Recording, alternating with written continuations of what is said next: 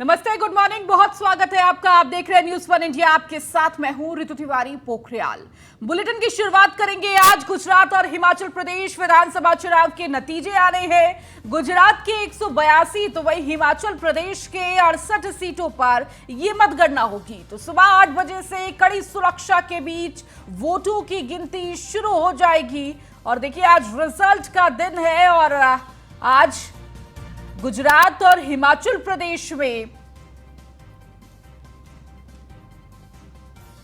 तो गुजरात में 182 और हिमाचल प्रदेश में 68 सीटों पर सुबह 8 बजे से वोटों की गिनती होगी और ये तय होगा कि आखिर किसके पक्ष में ये पूरा चुनाव गया है। कौन सी पार्टी गुजरात में विजयी हुई है और कौन सी पार्टी हिमाचल में अपना कब्जा जमाती है। तो कड़ी सुरक्षा के बीच वोटों की गिनती सुबह 8 बजे से शुरू होगी। तो गुजरात में 182 सीटें हैं जिस पर वोटिंग हुई और आज मतगणना होनी है।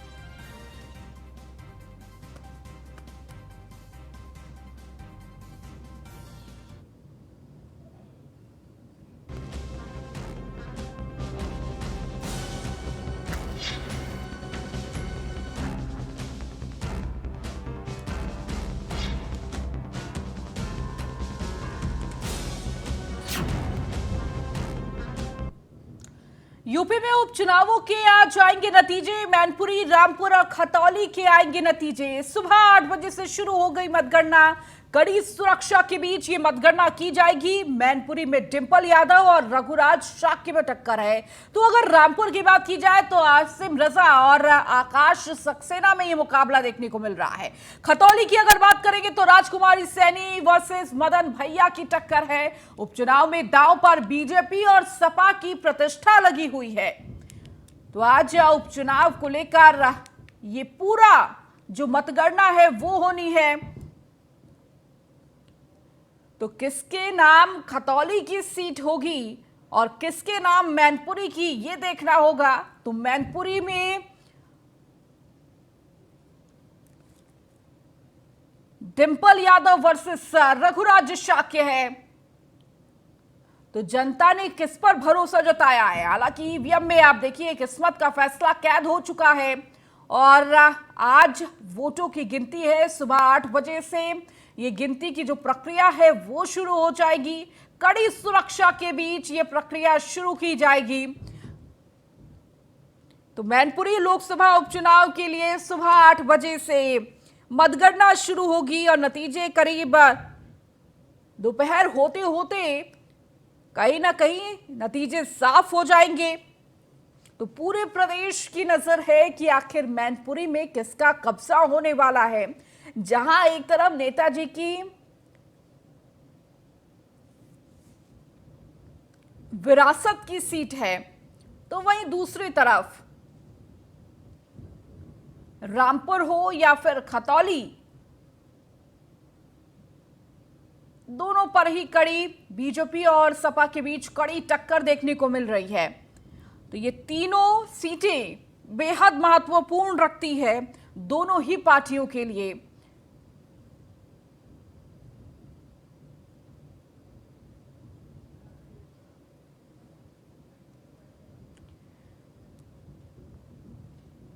तो मैनपुरी में डिंपल यादव वर्सेस रघुराज शाक्य है। तो अगर रामपुर की बात की जाए तो आसिम रजा वर्सेस आकाश सक्सेना है। तो वही खतौली में राजकुमारी सैनी वर्सेस मदन भैया के बीच ये पूरा मुकाबला है। तो सीधे तौर पर भारतीय जनता पार्टी और सपा के बीच ये सीधी टक्कर। तो रामपुर विधानसभा उपचुनाव के उम्मीदवार आकाश सक्सेना, जो कि भारतीय जनता पार्टी के उम्मीदवार है, और एक बड़ी भूमिका रामपुर में इनकी है। और अगर रामपुर विधानसभा उपचुनाव के उम्मीदवार जयवीर सिंह सुहेल देव भारतीय जनता पार्टी से हैं, तो वहीं शिव प्रसाद बहुजन आंदोलन पार्टी से है।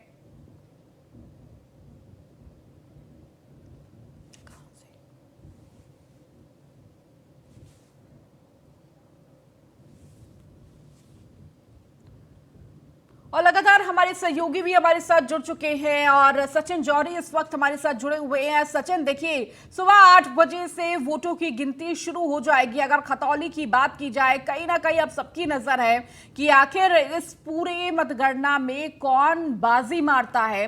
जहां एक तरफ हम देख रहे हैं राजकुमारी सैनी है और वर्सेस मदन भैया है और दोनों के बीच ही कड़ी टक्कर है।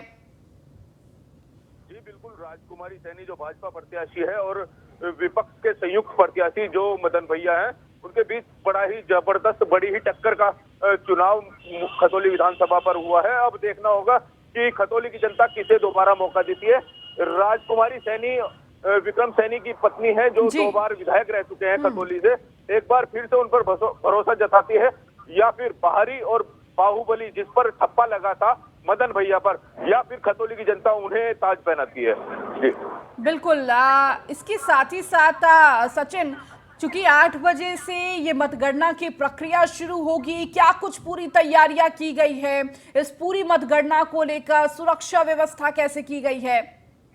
देखिए, जिला प्रशासन की तरफ से जबरदस्त सुरक्षा व्यवस्था का प्रबंध किया गया है। अर्धसैनिक बल की जो है तैनाती की गई है, उनकी निगरानी में ईवीएम मशीनें रखी गई है, 17 टेबल लगाई गई है, 27 राउंड की गिनती होगी। उसके बाद ही पता चल पाएगा कि खतौली की जनता ने किस पर भरोसा जताया है। और सुरक्षा व्यवस्था के जबरदस्त इंतजाम किए गए हैं, सीसीटीवी कैमरे लगाए गए हैं और किसी को भी वहां पे आने जाने की अनुमति नहीं है।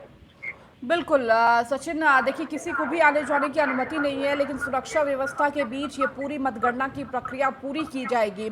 इसके साथ ही साथ सचिन, क्या अधिकारियों से वहां पर बातचीत हो पाई है कि किस तरह से ये पूरी प्रक्रिया है वो किस तरह से सुचारू ढंग से पूरी की जाएगी?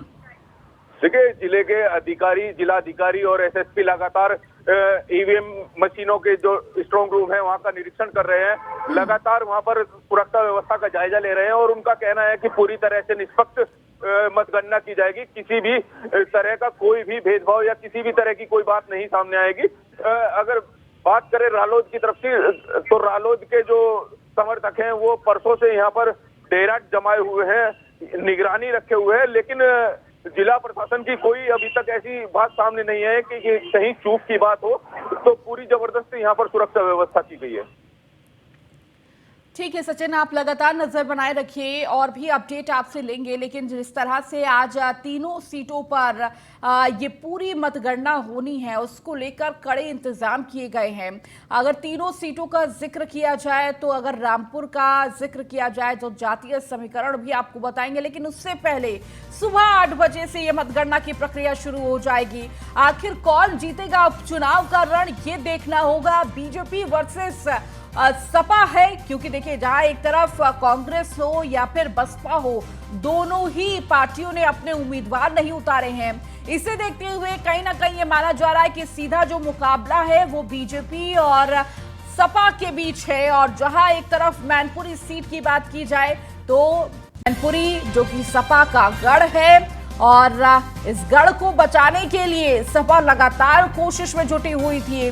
तमाम प्रचार प्रसार में समाजवादी पूरा परिवार उतरा हुआ था, तो वही सेंधमारी करने के लिए बीजेपी ने भी कोई कोर कसर नहीं छोड़ी है और लगातार प्रचार प्रसार करते हुए मैनपुरी में नजर आए थे भारतीय जनता पार्टी। और अब देखना होगा कि आखिर ये सीट किसके नाम होती है।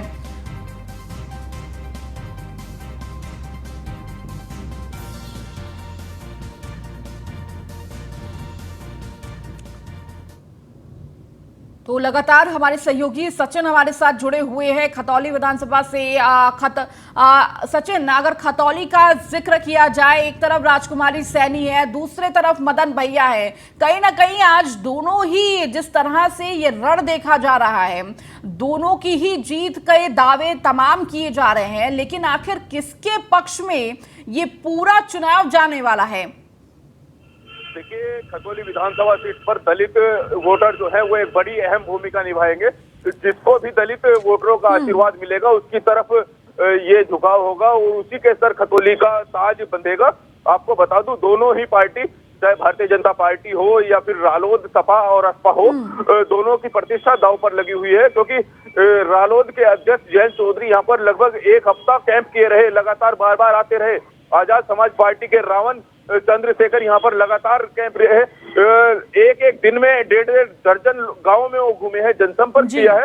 इसके अलावा भारतीय जनता पार्टी की तरफ से मुख्यमंत्री यहाँ पर रहे, दोनों मुख्यमंत्री रहे, प्रदेश अध्यक्ष के कई दौरे हुए। तो दोनों ही पार्टियों के यहाँ पर प्रतिष्ठा दांव पर लगी हुई है। इनके अलावा पहली बार जो जबरिया आईपीएस हैं अमिताभ ठाकुर, उनकी पार्टी अधिकार सेना का प्रत्याशी भी यहाँ पर मैदान में है। इनके अलावा सुहेल देव पार्टी के एक प्रत्याशी भी यहाँ पर है। तो पूरी तरह से दिलचस्प यहाँ का चुनाव होने वाला है। बिल्कुल।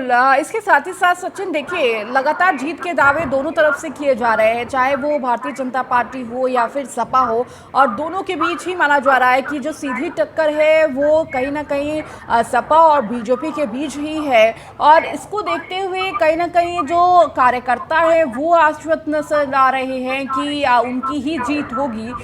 उनकी तरफ से क्या कुछ तैयारियां की गई है? देखिए, पूरी तरह से दोनों ही दल जो है, भारतीय जनता पार्टी या विपक्ष कहें, पूरी तरह से आश्वस्त नजर आ रहे हैं। दोनों का कहना है कि कम से कम 40 से 50 हजार वोटों से उनकी जीत होगी और इसको लेकर दोनों ही पक्षों ने, दोनों ही दलों ने एक तैयारी भी की हुई है। हालांकि विजय जुलूस पर पूरी तरह से प्रतिबंध लगाया हुआ है, लेकिन समर्थकों में बड़ा जोश है। उनका कहना है कि आज भारतीय जनता पार्टी के जो प्रत्याशी है राजकुमारी सैनी, वो तीसरी बार जीतकर एक फिर से जीतेंगी। और इधर रालोद के लोगों का भी कहना है कि मदन भैया, जिन्हें बाहुबली का एक तमगा दे दिया गया था, वो भी एक मजबूत जीत दर्ज करने जा रहे हैं। बिल्कुल। जिस तरह से लगातार दोनों ही पार्टियां जीत का दावा कर रही है, लेकिन देखिए सचिन, अगर दोनों में से कोई भी व्यक्ति जीतता है, कहीं ना कहीं खतौली के लिए एक नया चैप्टर जुड़ जाएगा। जिस तरह से एक नए उम्मीदवार के तौर पर दोनों के चेहरे देखने को मिलेंगे। और अगर भारतीय जनता पार्टी की जीत होती है, राजकुमार सैनी की जीत होती है, तो कहीं ना कहीं एक इतिहास भी रचा जाएगा। क्योंकि अगर हम खतौली विधानसभा की बात करें तो कोई महिला विधायक सामने नहीं आई थी, कोई चेहरा ऐसा नहीं था। इतने सालों बाद एक बार फिर से महिला विधायक अगर काबिज होती है तो एक नया इतिहास लिखा जाएगा। जी बिल्कुल, अगर राजकुमारी सैनी जीतती है तो महिला के रूप में पहली विधायक खतौली की जनता को मिलेगी। लेकिन क्योंकि उनके पति यहाँ से 2 बार विधायक रह चुके हैं और अभी अयोग्य घोषित होने के बाद, उनके अयोग्य घोषित होने के बाद यहाँ पर उपचुनाव हो रहा है, तो नया चेहरा तो नहीं कहेंगे, लेकिन महिला के रूप में नई विधायक मिलेगी। अगर मदन भैया की बात करें तो मदन भैया ने पहली बार मुजफ्फरनगर या इस क्षेत्र में एंट्री की है, तो वो एक नया चेहरा देखने को मिलेंगे। बिल्कुल सचिन, आप लगातार नजर बनाए रखिए, आपके पास आऊंगी और तमाम अपडेट लूंगी। चूंकि 1 घंटे के बाद ये पूरी प्रक्रिया जो है वो शुरू हो जाएगी। 8 बजे का वक्त है और देखिए धीरे धीरे समय उस वक्त की ओर बढ़ रहा है जब मतगणना की प्रक्रिया शुरू होगी। 8 बजे से तमाम कड़ी सुरक्षा के बीच ये पूरी मतगणना की प्रक्रिया शुरू की जाएगी। हमारे सहयोगी भी लगातार ग्राउंड जीरो पर मौजूद है, जो आपको हर एक अपडेट देंगे। आखिर इन तीनों सीटों पर क्या कुछ अपडेट आ रही है, लगातार आपको बताएंगे। लेकिन उससे पहले बता दें आपको कि लगातार रामपुर हो, मैनपुरी हो, खतौली हो, तीनों ही सीटों पर पूरे प्रदेश की नजर है। हमारे साथ हमारे सहयोगी रामपुर से फहीम खान भी जुड़ चुके हैं। फहीम, आज बेहद महत्वपूर्ण दिन और सब पूरे प्रदेश की नजर इस वक्त तीनों ही सीटों पर है। रामपुर भी बेहद महत्वपूर्ण रखता है दोनों ही पार्टियों के लिए और सीधी टक्कर जो है सपा और बीजेपी में देखने को मिल रही है। जी बिल्कुल रितु, देखिए मैं आपको बता दूं कि इस वक्त रामपुर के अंदर मतगणना की जो प्रक्रिया है वो शुरू हो चुकी है। जो काउंटिंग है वो काउंटिंग 8 बजे स्टार्ट होगी। सारे कर्मचारी अधिकारी अपनी अपनी जगह ले रहे हैं। मेरे पीछे आप देख सकती हैं, यहाँ ये काउंटिंग सेंटर है, यहाँ मीडिया सेंटर बनाया गया है। रामपुर के अंदर 14 टेबल लगाई गई हैं, जिन पर 14 टेबलों पर 32 राउंड होंगे और 32 राउंड में हर राउंड वाइज जो नतीजे हैं वो आना शुरू हो जाएंगे 8 बजे से। तो 8 बजे से जिस तरह से यहाँ पे नतीजे आना शुरू होंगे, वैसे वैसे ही दोनों पार्टियों की टक्कर का अंदाजा होता चला जाएगा कि कौन कितना भारी है। आज भी सुरक्षा की मैं अगर बात कर लूं तो भारी सुरक्षा के बीच आज ये काउंटिंग हो रही है और सुरक्षा के इंतजामात बहुत ज्यादा कड़े हैं। सभी कर्मचारी को, जितने भी कर्मचारी यहाँ लगाए गए हैं, जितने अधिकारी हैं, वो बिना पास के एंट्री नहीं कर सकते। चाहे वो मीडिया कर्मी हो या फिर पुलिस अधिकारी हो या पुलिस के कर्मचारी हो, वो सारे लोग ही, उनको गेट पे पहले चेक किया जा रहा है। चेक करने के बाद उनको अंदर एंट्री दी जा रही है। सुरक्षा इतनी कड़ी है कि परिंदा भी पर नहीं मार सकता। पुलिस अधीक्षक अशोक कुमार शुक्ला खुद पल पल नजर बनाए हुए हैं और खुद मॉनिटरिंग कर रहे हैं। रविंद्र कुमार मादल जिलाधिकारी काउंटिंग की प्रक्रिया को पूरा कराने के लिए पूरी तरह से मुस्तैद हैं और लगे हुए हैं। इस वक्त जो है काउंटिंग के जो इंतजामात हैं वो पूरे किए जा रहे हैं और 8 बजते बजते ही काउंटिंग शुरू कर दी जाएगी। काउंटिंग शुरू होने के बाद 14 टेबल पर 33 राउंड में नतीजे आना शुरू हो जाएंगे 8 बजे के बाद से। और उसके बाद फिर देखना यही होगा कि किस तरह से ये जीत होती है, किसकी होती है, किसके सिर सेरा सजता है। और लोगों ने वोट भावनात्मक रूप से अपील करने वाले आजम खां के नाम पे दिए या फिर विकास की बात करने वाली, तरक्की की बात करने वाली सरकार के लोगों के लिए वोट दिए। तो ये दोनों तरफ का जो तस्वीर है वो 8 बजे से साफ होना शुरू हो जाएगी और 8 बजे के बाद से स्थिति जो है वो बताती चली जाएगी कि कौन कितने पानी में है, किसकी बात को कितना जनता जनार्दन ने माना और किसके सिर उसने सेरा सजाया। क्योंकि 5 तारीख में मतदाता ने बिल्कुल अपना मत देकर ये बता दिया कि हमें किसको चुनना है। अब आज तो सिर्फ गिनती भर है और भाग्य का फैसला तो हो चुका। आज जो है वो सिर्फ औपचारिकता है और इसको निभाने के लिए ही पूरा पुलिस प्रशासन लगा हुआ है। तो जीत किसकी होनी है, मतदाता ने किसको वोट दिए और इसकी कितनी गिनती रही, 8 बजे से हमारे दर्शक उसको देखेंगे और उसके बाद जो है वो लगातार स्थिति स्पष्ट होती चली जाएगी। जी बिल्कुल फहीम, देखिए जो किस्मत का फैसला है वो ईवीएम में 5 तारीख को ही कैद हो गया था, लेकिन आज इस मतगणना के बाद कहीं ना कहीं अब जो तस्वीर है वो क्लियर हो जाएगी। फहीम, इसके साथ ही साथ अगर रामपुर का जिक्र करते हैं तो लगातार जब मतदान की प्रक्रिया हो रही थी उस दौरान भी कई सारे विवाद हुए और कई सारे आरोप प्रत्यारोप लगाए गए। चूंकि आज मतगणना का दिन है, आज किस तरह की तस्वीरें सामने आ सकती हैं? क्योंकि देखिए लगातार जब मतदान हो रहा था उस दौरान शासन प्रशासन पर तमाम आरोप लगाए गए थे। आज उसी शासन प्रशासन को मुस्तैद करने का प्रयास किया जा रहा है ताकि किसी भी तरह का कोई किसी को मौका ना मिले कि काम ढंग से नहीं हो रहा है या सुरक्षा व्यवस्था ठीक से नहीं है। उसको लेकर क्या कुछ तैयारियां की गई है प्रशासन की तरफ से? बिल्कुल रितु, देखिए मैं सुरक्षा से ही आपको बताता चलता हूँ कि सुरक्षा की जो बात करूं तो सुरक्षा के इतने कड़े इंतजामात रहे हैं इस बार चुनाव में। किसी ने भी कहीं कोई गड़बड़ी करने की कोशिश नहीं की और कहीं किसी ने अगर कोई गड़बड़ी करना चाहिए, फर्जी वोटिंग करना चाहिए, भीड़ इकट्ठा करना चाहिए, कोई और किसी तरह से शांति को भंग करना चाहा तो उसको पुलिस ने रोका और रोकने के बाद उसको अब इस तरह के आरोप तो लगते रहते हैं कि पुलिस ने ये किया और वो किया, लेकिन है वो सुरक्षा करना है। वोट डालने का अधिकार तो वोटर को है।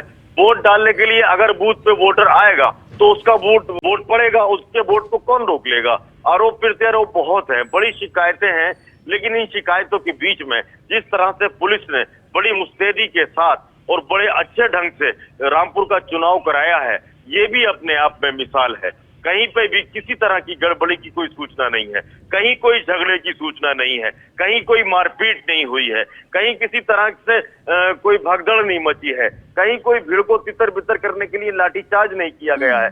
तो रामपुर पुलिस ने जिस तरह से को कराया है। शांतिपूर्ण तरीके से ये चुनाव संपन्न हुआ और आज काउंटिंग में भी आप चारों तरफ मेरी देख सकती हैं, सुरक्षा का पहरा बहुत अधिक है और उसके बावजूद भी कहीं पे भी किसी तरह की कोई गड़बड़ी करने की कोशिश नहीं करेगा।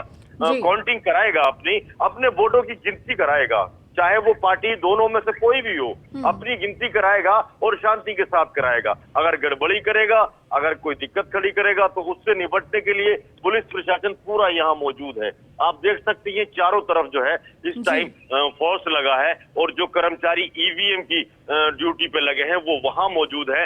इधर एनआईसी जिला निर्वाचन कार्यालय यहाँ बनाया गया है। एनआईसी के जितने लोग मौजूद हैं वो सब मुस्तैदी के साथ अपना काम कर रहे हैं। इलेक्ट्रॉनिक डिवाइस कोई भी गड़बड़ ना करे, इसके लिए मुस्तैदी से काम किया जा रहा है। तो रामपुर में जो है हर तरह से चुस्त होकर चाक चौबंद व्यवस्था है।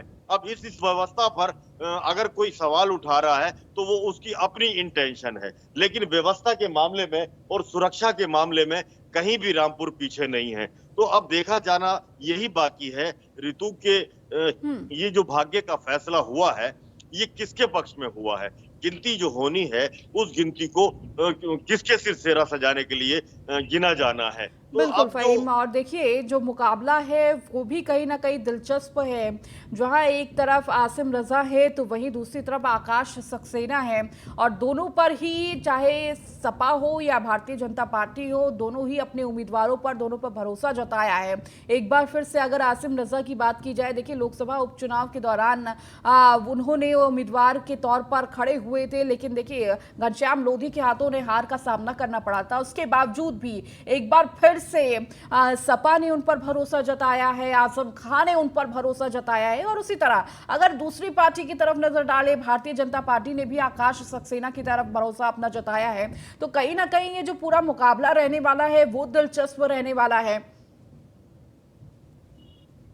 मुकाबला बहुत कड़ा है। मुकाबला है आजम खान के वर्चस्व का, आजम खान की सीट पर उनकी इज्जत का। मुकाबला जो हुआ है ये मुकाबला सरकार के और आजम खान के बीच हुआ है और मुकाबले में हर किसी ने अपने आप को आगे रखने की कोशिश की हो। अगर आजम खान की मैं बात करूं तो आजम खान ने अपने आप को आगे रखने के लिए जितने भी विवादित बयान उनसे दिए जा सकते थे इतने बयान उन्होंने दिए और देने के साथ ही उन्होंने समीकरण को साधने की कोशिश की। तो वहीं सरकार ने भी अपने मंत्रियों की पूरी फौज यहाँ उतार दी और डोर टू डोर जाकर मतदाता को अपने पक्ष में करने की कोशिश की। मुकाबला बहुत कड़ा था और बहुत ही टाइट था। तो चुनाव इतना टाइट हुआ उसमें महसूस कर सकते हैं कि जिस तरह से रामपुर के अंदर लगातार दोनों तरफ से रस्साकशी चल रही थी, उस रस्साकशी में लगातार जो अपनी तरफ जोर आजमाइश थी, आरोप लग रहे थे, वायदे किए जा रहे थे। रामपुर को बहुत बड़ा विकसित जिला बनाने की बात खुद योगी आदित्यनाथ मुखिया ने खुद की थी रामपुर के अंदर जनसभा करने के बाद। तो वहीं अखिलेश यादव ने भी पूरी तरह से लोगों को साधने की, वोटरों को साधने की कोशिश की थी और इसके साथ ही उन्होंने सरकार के ऊपर बड़े गंभीर आरोप भी लगाए थे। तो जिस तरह से रामपुर के अंदर लगातार आरोप प्रत्यारोप चले हैं और उसके बाद ये चुनाव संपन्न हुआ है, उससे पहले यहाँ मुकाबला और टक्कर इतना जबरदस्त रहा कि दोनों एक दूसरे को मात देने के लिए बिल्कुल एड़ी चोटी का जोर लगाए हुए थे। लेकिन अब जनता जनार्दन वोटर उसने किसके लिए फैसला किया ये देखना दिलचस्प होगा। जी ठीक है फहीम और सचिन, आप दोनों का बहुत बहुत शुक्रिया हमारे साथ जुड़ने के लिए और तमाम जानकारी साझा करने के लिए। फिलहाल इस बुलेटिन में इतना ही। बने रहिए न्यूज़ 1 इंडिया के साथ।